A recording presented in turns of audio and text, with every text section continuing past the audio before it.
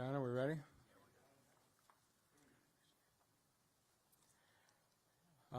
Since the tragic deaths of Darnell and Amila Curry on February 10th, it's been a difficult time for the whole city. I asked the Deputy Mayor, Malia Howard and Julie Schneider, to do a report in 2 weeks to explain how this could happen in the system and what steps we could take to make sure it doesn't happen again.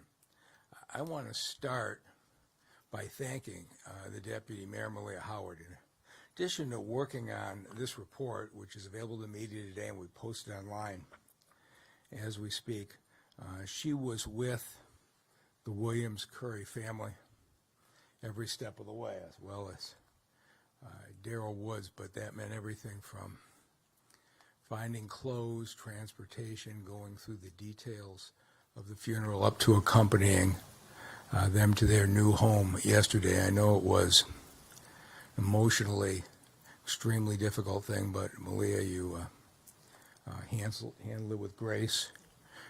Represented the city well, and when she wasn't with the Williams and Curry family, she's been in Southwest Detroit, passing out supplies to the people in need there, and still got this report done. Julie Schneider, our great housing director, is shaken, as everybody was who has been working on this with the death of these children. And as she went to work on the report, she did not expect to deal with a massive water main break, and she arranged to house 200 families in a hotel overnight, something we've never tried at that magnitude, and has done a great job. And also, I got this. And Julie, thank you for what you're doing. February has been an extraordinarily trying time.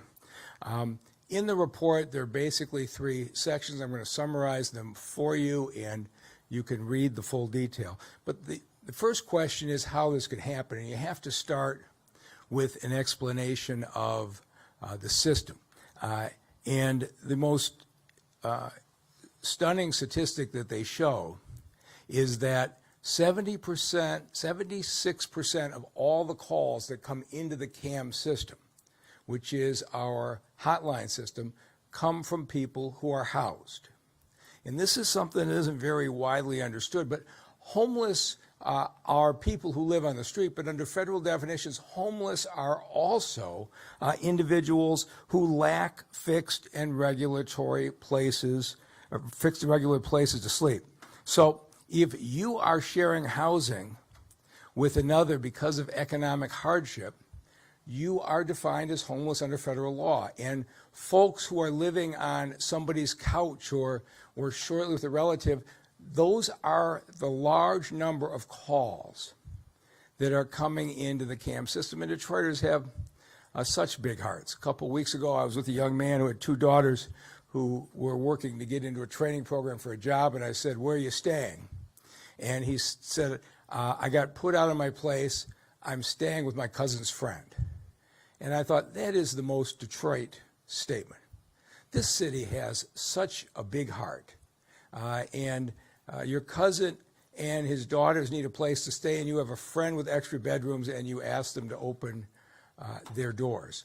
That is most of what the CAM network is doing. And you've had some media reports that says there are long wait lists for shelter beds. That's true, but those are almost entirely people who are housed at the time of the call.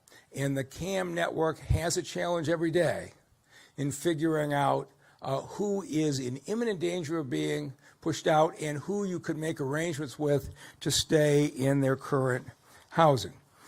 And so I recognize this problem. As I said last winter, the Detroit police told me because of this what I would call bottleneck in the CAM system, there were times when the Detroit police would pick up somebody unsheltered from the street and not have a place to take them. I said, that is unacceptable. Any person who is on the streets of this city and needs shelter and wants it, I want to have a system in place that shelter is immediate. That was the challenge I gave to the housing department, and I told them by the winter of 2025, I want a system in this city that every single person who is on the street and wants and needs housing has immediate access. And what Julie Schneider and City Council did to accomplish this was take a number of steps. On July 1st, we doubled the budget for homeless in the city from $6 million to $12 million. Historically, the city of Detroit used its $6 million in federal money to fight homelessness. This July 1st, for the first time, $6 million of city money went on top to double the contribution. That had an increase of an immediate 248 regular shelter beds. But what they did was so critical, was they did what they asked. They set up an immediate shelter system of 110 beds. And they made the winter deadline on December 16th.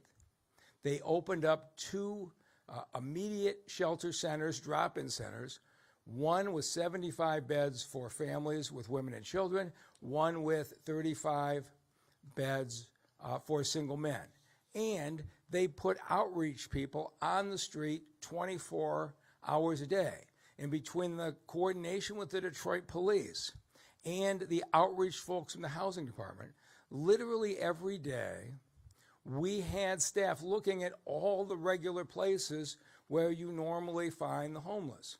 And we touch base with these homeless regularly. And the truth is, there are a lot of folks who choose to stay on the street, as everybody who's active in this area knows, whether it's a mental health issue, whether it's an addiction issue, whether they had a bad experience with a shelter, whether they don't like rules. There are a lot of reasons people choose not to accept shelters. And on a particularly cold day, we touch base again because they may change that decision. We had in place on December 16th an immediate shelter system for the first time and as far back as we have records, with a shelter system that didn't turn anybody away and a 24-hour outreach team. And the heart-breaking aspect of this is that we never had contact with Ms. Williams or her family after November 25th. She did not know that the immediate shelter system had gone into place. Our outreach teams were looking in the usual places. They were not looking for somebody living in a van in parking structures. This is something that is going to be hard to accept for a long time, that we had the beds in place. The team did go back and look at the history of the contacts. We didn't ask the Williams-Curry family for statements for legal reasons, but what I'm about to share with you is derived entirely from the homeless department's networks, and is very similar to what I reported the first time. The first reported contact we have with the family is in 2022. It wasn't for shelter, it was for a rent assistance program. The first contact we have seeking shelter was in December of 23, when Ms. Williams called and indicated the place that she was living was no longer available, and she thought she may need a shelter bed. In December of 23, the family was offered a temporary shelter bed, and the records from that shelter indicate they did not use it. Whether they were there for a day or not, I'm not sure. They don't record until the second day, but there's no indication they used it, and as we learned later, the family found other housing. What the homeless team did correctly was in March, April, and May, reach out to the family to see what was the situation, and got no response. At the time, to the best of our knowledge, they were housed. In the summer of 2023, as I indicated before, Ms. Williams again reached out to inquire about shelter. She indicated she did have housing at the time. She did not think it was going to last long, and asked about shelter beds, and there were conversations about where they might be housed. As we again now know, the family found other shelter with a friend and stayed there through the summer and the fall. On November 25th, the last contact we have, Ms. Williams called the CAM hotline and said, where I have been staying in the summer and the fall, I don't believe is going to be available. I don't know where I'm going to go. I asked the question the first time why this wasn't classified as an emergency, but as you look at the records, the time of the call, the call take worker put them in a class of somebody who was still housed, but did indicate they expected to be unhoused within 14 days, and did not send one of our outreach workers out to assess the situation.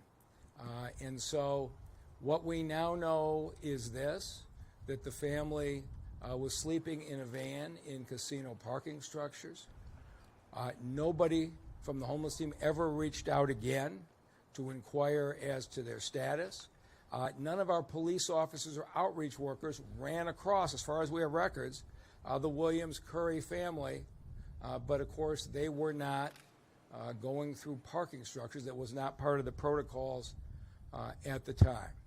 And so we have a terribly tragic situation that this city set up an immediate shelter system on December 16th. The Williams-Curry family never learned of the new service available, and we did not learn of their status living in the van. This cannot ever happen again. There is no point in having an immediate shelter system if the people who most need it don't know about it. And so what Deputy Mayor Howard and Director Schneider have put forward is a 7-point plan to make sure this tragedy doesn't happen. And I am immediately adopting their 7-point plan, and I've already started conversations with City Council, and I know there will not be any problem with support. But here's what we're going to do. First, when there are emergency calls to the CAM system, even if somebody is still housed with minor children, there will be an on-site visit from an outreach worker. We want that outreach worker to, you cannot, when you're just dealing with phone calls, understand how close somebody is to being out. Do they have a family who's going to help them or not? We need to have those outreach workers on site in meeting those families, and going forward, we will require that site visit. Second, Chief Bettison has directed the Detroit Police Department's unsheltered team to pay special attention to finding families in vehicles, and the outreach team will do the same. It was not a conscious effort to seek out vehicles and see if folks were living inside, but what we have learned in the last 2 weeks is we have other families out there living in vehicles, and we've already responded to a number of them, but looking for families in vehicles will now be a focus of the police department. Third, we're expanding the hotline for 24-hour emergency assistance. While it may not have made a difference in the Williams and Curry case, there are times people find themselves unexpectedly on the street at night. We have not operated this line outside of business hours, and now no matter what time you call, you will be connected to our emergency outreach people who will come out and assist. Fourth, we're doubling the number of drop-in beds from 110 to 220. With the attention this case has gotten, there is now much more awareness of the immediate shelter system, and it's terrible that it took a tragedy to raise that awareness. We have not turned anybody away this winter, but we can see that we are going to need to add capacity. And so I will be proposing to City Council in tomorrow's budget presentation a 40% increase in the general fund contribution to homelessness, an extra $2.4 million. And we will double the number of drop-in beds available for immediate shelter in the city. Fifth, we're expanding the night outreach teams. We went to 24-hour coverage this fall. Now we're putting a second team on that late night shift so that we can cover more of the city and make it far more likely we would find somebody in a place that isn't the normal place that we would look. Sixth, we're going to continue using the police precincts as safe havens. And in the last 2 weeks, this has been a remarkable success. And I will say again to the residents of the city, all of this stuff may sound confusing. Or if you have a friend who's unexpectedly on the street at night and you don't understand the telephone numbers in the system, go to your police precinct. They will be a safe haven. I had a mayor of another Midwestern city call me 2 weeks ago when I said to the people of Detroit, if you're in a homeless emergency, go to your police precinct. And that mayor said to me, that'll never work. Homeless people try to avoid police. They'll never voluntarily go to a police precinct. I said, you don't know the relationship between the city of Detroit and the police department. 25 people in the last 2 weeks who were having a homeless emergency went to their police precincts and were taken to shelters and got the service. And so we are going to continue to use the police precincts under Chief Bedison's direction as a safe haven, and everybody should stay conscious of that. And then finally, we're going to expand our communication. The media in this room extensively covered when we opened the immediate shelter centers on December 16th, but that is not where many of the people who need the service are getting their information. We are going to be in gas stations and bus stops and those kinds of locations with this information, with the 24-hour number, and do a much more intensive job of making sure that nobody again can ever be unaware of the services that this city has made available. That is the summary of what they've done. I'm going to ask the two authors of the report to take a few minutes, and then their partner, Chief Bedison, to talk about the way the Detroit Police Department has integrated into this. And with that, I'll turn it over to our Housing Director, Julie Schneider. Thank you, Mayor, and good afternoon.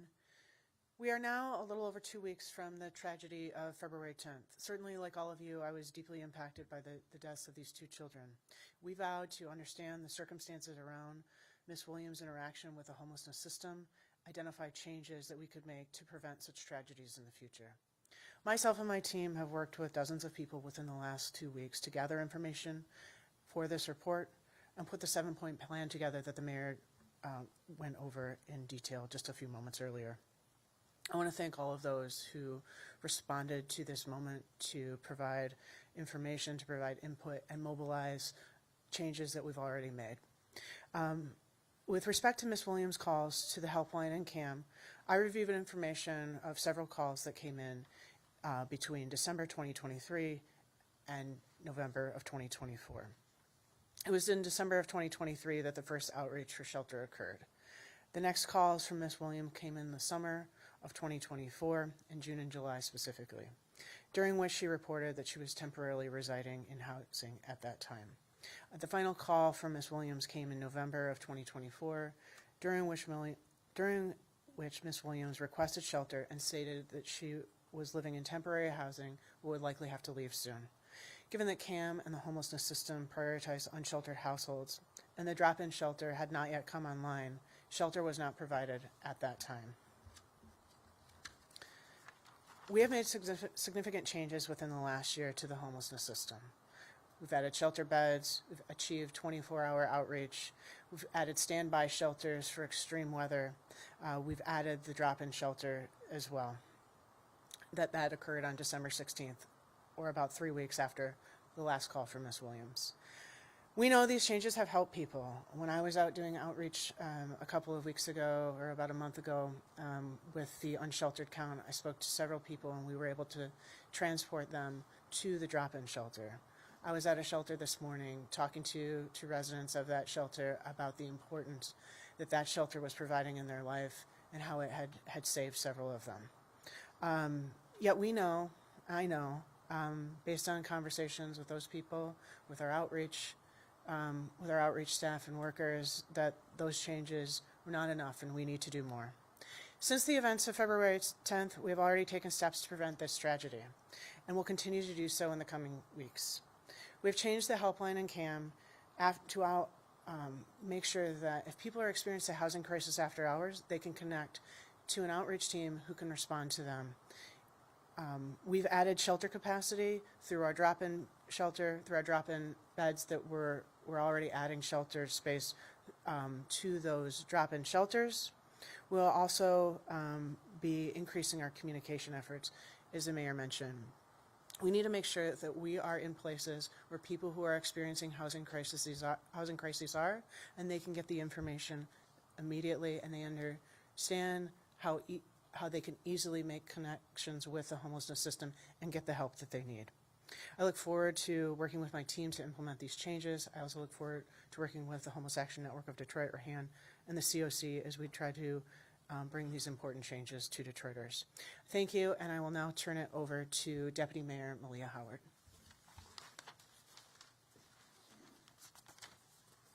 Good afternoon, everyone. Thank you for joining us today. Thank you, Julie and Mayor. So the loss of the Curry children is something, as we have stated, can never happen again, and should never have happened. When a family reaches out for help and they're in the midst of a crisis, it is our job, our duty, to provide them with those services that they need. And so in this particular moment, when this tragedy happened, of course, the family was not reached back out to.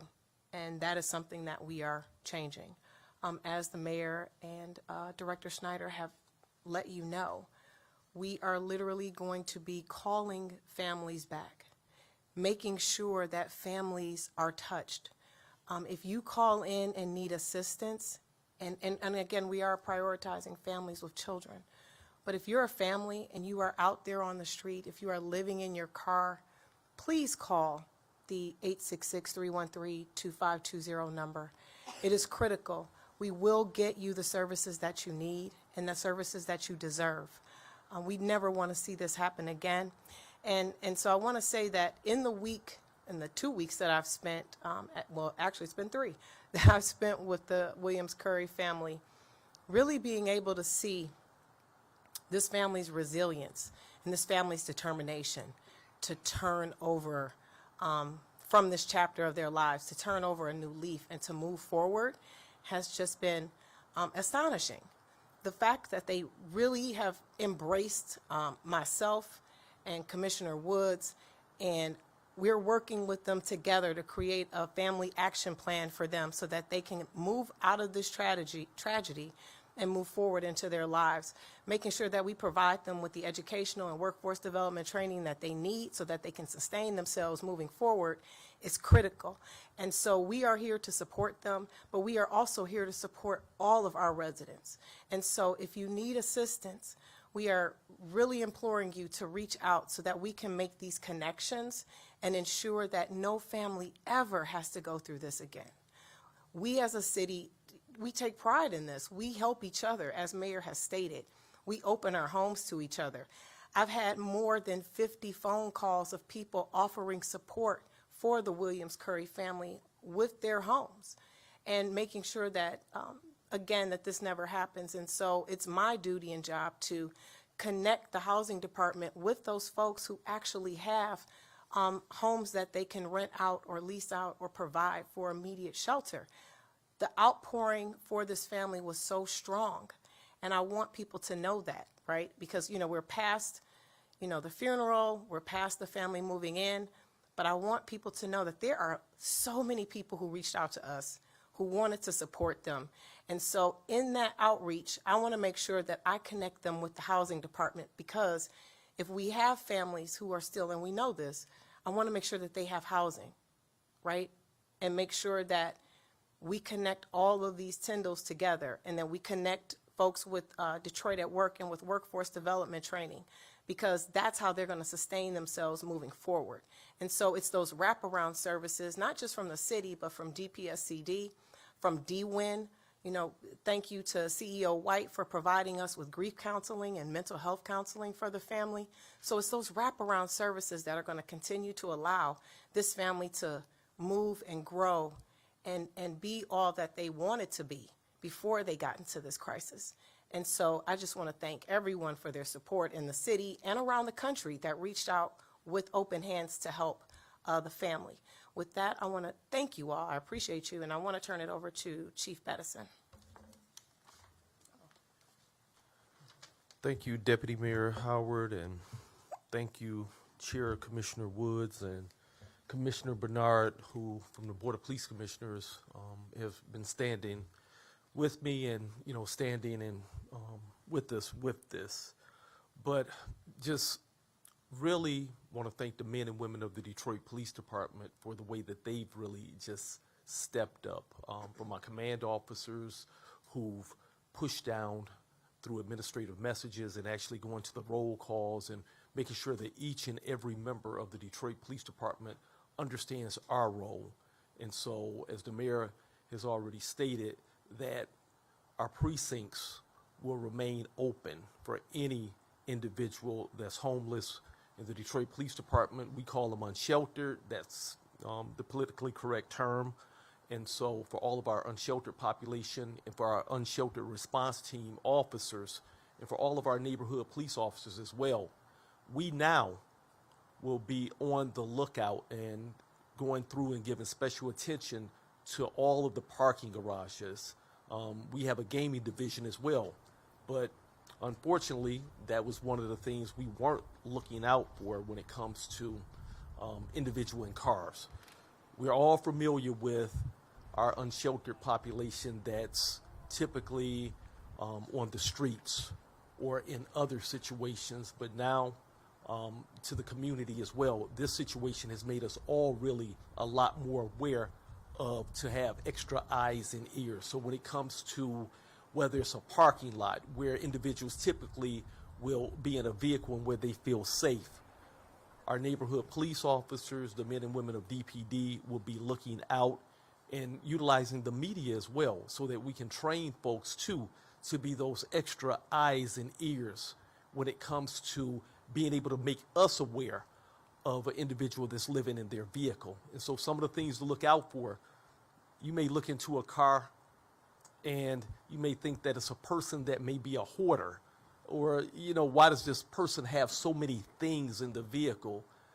You may not think that they're actually living in the vehicle, but now we come to know that so many people are living in their vehicles, and a vehicle is not meant to be resided in. There are safety issues that go along with it.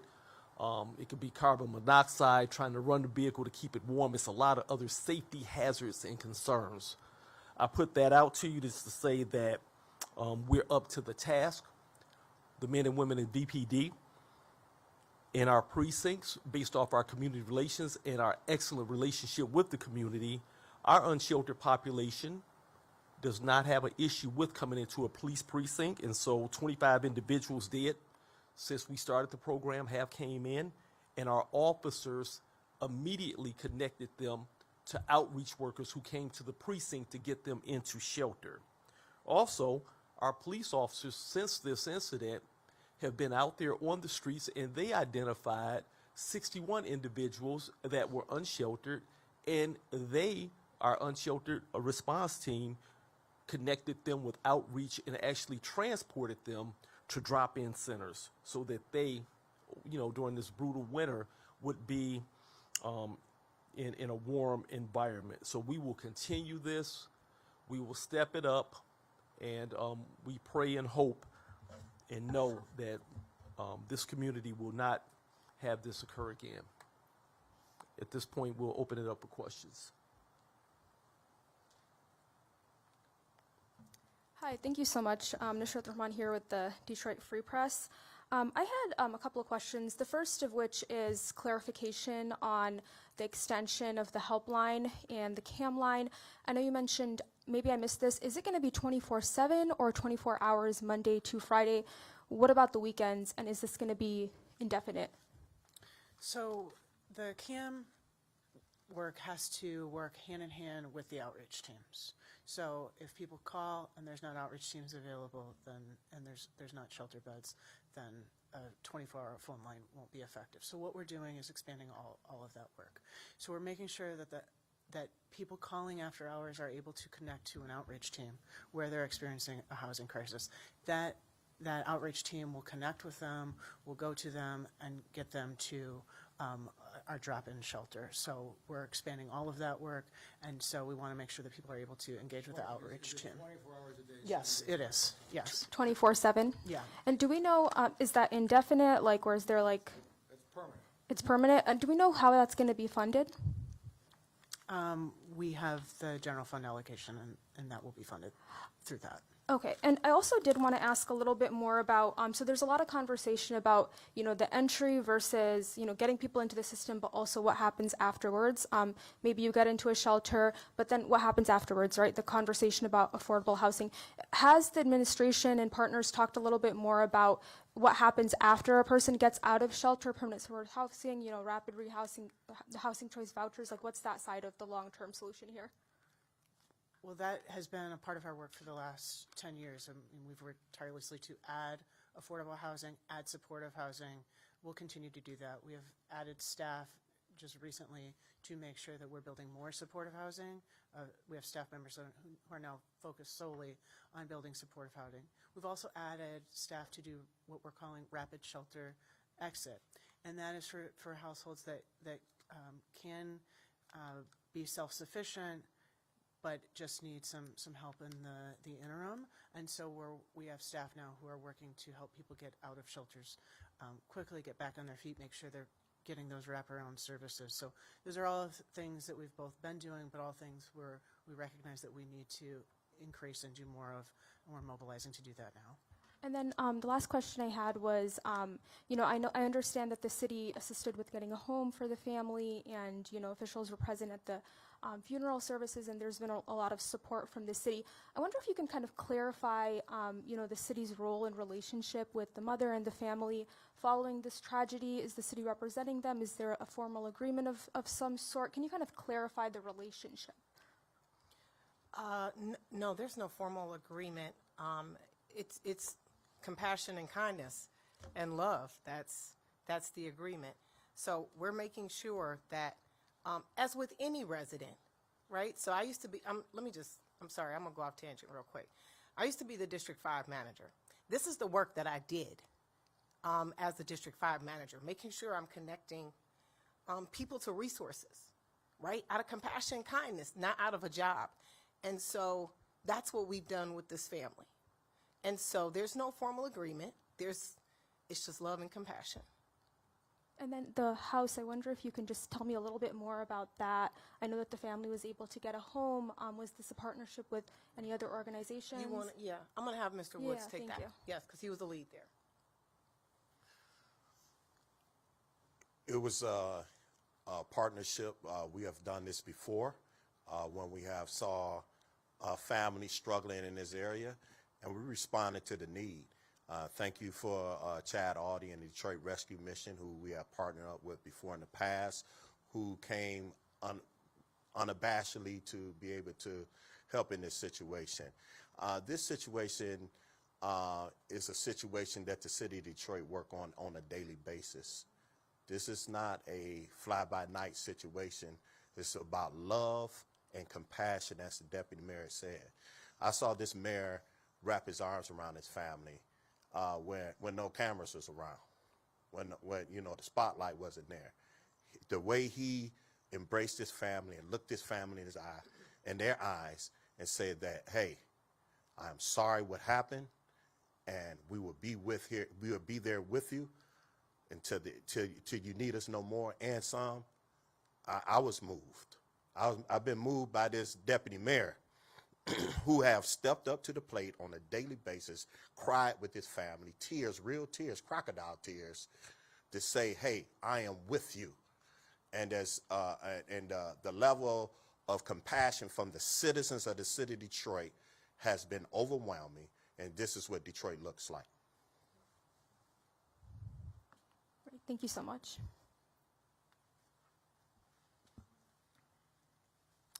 Question for, this may be for Chief Bedison. I know that it's a tragedy, but I know that there was a police investigation. Where does that stand, which would lead to, if that is still open, to my next question, Chief, what impact, if any, does this administrative review have on the police investigation? They're separate, and so I don't have the report back from the medical examiner's office, so I can't even tell you cause of death at this particular point.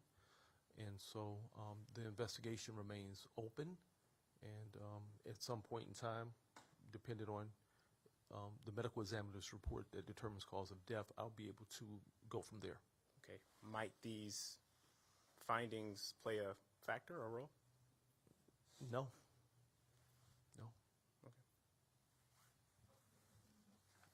Any other questions? I want to be clear on that.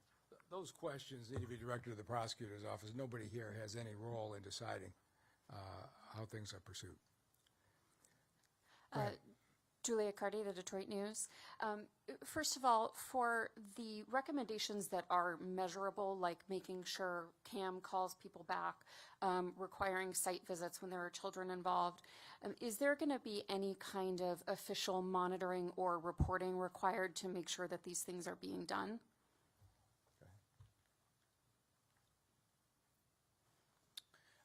We are working with HAND and CAM and the COC on reporting. We'll continue to do that. I think the high-level answer is yes, but we are still talking about people experiencing housing crises who are sharing information that's private, and so we have to balance public accountability as well as privacy concerns as well. Let me say this. There is no difficulty doing the review. The Housing Department has the data from every single phone call, disposition, when outreach workers were ordered. They will be reviewing on an ongoing basis, and that information is readily available to them. Thank you. So I also have another clarification question on the after-hours outreach line that is now available. My understanding is that the city came to an agreement with the Motor City Mitten Mission to be taking calls after hours for outreach. Is that what you're referring to, or is this something additional? Motor City Mitten Mission is currently providing that after-hours support. That contract is in place on an emergency basis. We're also going through a procurement process for longer-term support. Thank you. And one more question. On the issue of people who are living in their cars, is there currently a mechanism for outreach teams, whether who work for the city or other teams, to access private parking structures to check for people who may be staying in them? And if not, could there be some kind of a mechanism for that sort of access put in place? It's a parking structure, and so our neighborhood police officers will reach out to all of the parking structures, identify them, and I'm 100% positive that they will not deny us as the police department, and with our outreach, the opportunity, and we're going to solicit them as well to work with us. And so most parking structures have security officers, and so we will work to ensure that they know what they're looking for too. So it'll be a cooperative thing. And would there be any sort of mechanism for access by outreach workers who don't work for the city, but, for example, are contracted by the city, or have contracts, I should say?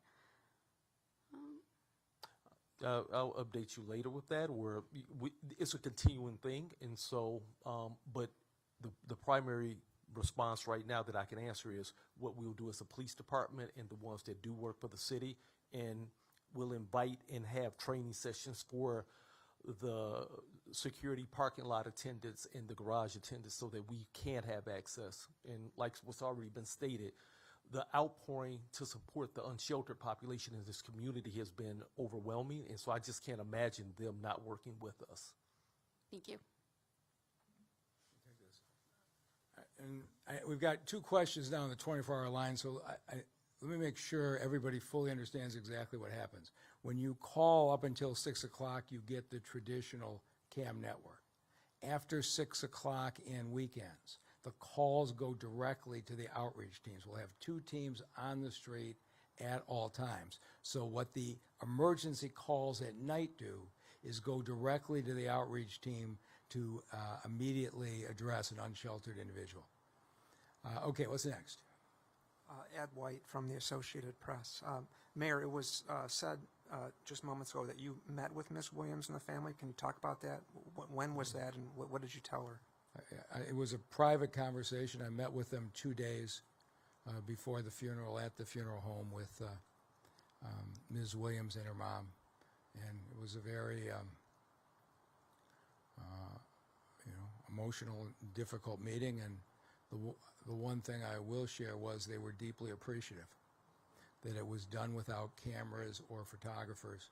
It was a personal conversation between me and them, and it'll stay that way. Was it, I don't know, an apology, or did you tell them that you felt the city? I told them the entire city shared their pain, and beyond that, I don't. Again, it was a conversation between us. I don't know who want to address this, but Charlie LaDuff had posted video outside of a women's and children's shelter, said it was not authorized for occupation. Yeah. He showed a child on the floor. Yeah. Can someone address that? It's a bunch of nonsense. And what that is? It's a bunch of nonsense. So that shelter is okay? Again, they are going through, they have a temporary license, they're going through their permanent license. The zoning board just approved them. But anyway, I'm not addressing that kind of a report. Okay. And finally, was there any repercussions, discipline at all, for how city staff handled Miss Williams and her family back in November and subsequently? No, we're not looking for an individual scapegoat. We're looking to fix the system. And we put a system in place that did not communicate to a family that needed it most, and all of us, I think, feel like we share that responsibility. Thank you. Anything else? Thank you all.